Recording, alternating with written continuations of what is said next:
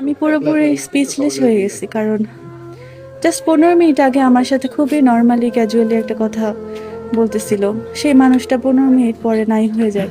এটা আসলে মেনে নেওয়া খুবই কষ্টকর। আমার জীবনে এত বড় মানে অঘটন আমি কখনো পাইনি।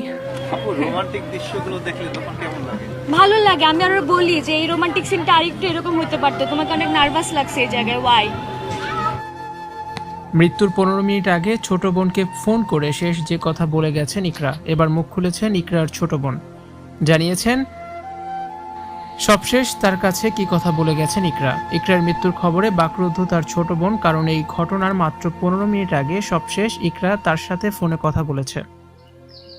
সে সময় খুব স্বাভাবিকভাবেই কথা বলেছিল ইকরা। কোনো কষ্ট, অভিমান কোনো কিছুই তার কণ্ঠে ছিল না। উল্টো বোনকে ভালো ভালো কিছু উপদেশও দিয়েছিল ইকরা।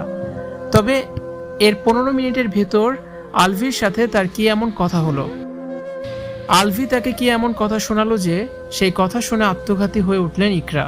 ছেলে রিজিকের কথাটাও ভাবলেন না।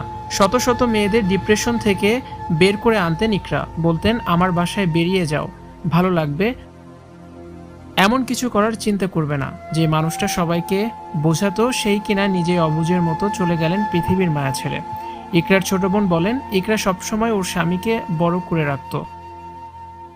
স্বামীকে বড় করাটাই ওকে আজ শেষ করে দিয়েছে। আমরা যদি জানতাম আলভি এমন পরকীয়ায় জড়িত, তাহলে হয়তো ইকরাকে অন্যভাবে বোঝাতে পারতাম। আলভির প্রেমিকা তিথি, আলভির মা প্রত্যেককে আইনের আওতায় আনার অনুরোধ জানিয়েছেন ইকরার ছোট বোন। ইকরা স্বামীর পরকীয়া সম্পর্কে সবকিছুই জানতেন, কিন্তু সংসার করতে হবে, মানিয়ে নিতে হবে, আর মানিয়ে নিতে গিয়ে জীবনটাই বিলিয়ে দিয়েছেন তিনি। আলভি প্রেমিকাকে নিয়ে থাইল্যান্ডে জন্মদিন পালন করতে গিয়েছে, তাকে নিয়ে ব্যস্ত। দেশে স্ত্রী সন্তান যে আছে তাদের কথা ভুলে গেছে, তাদের কোনো খবর নেয়নি, বরং ইকরাকে অকথ্য অপমান ও ডিভোর্স দেওয়ার হুমকি দিয়েছিল আলভি। ভিউয়ার্স, আপনি কি চান আলভির শাস্তি হোক?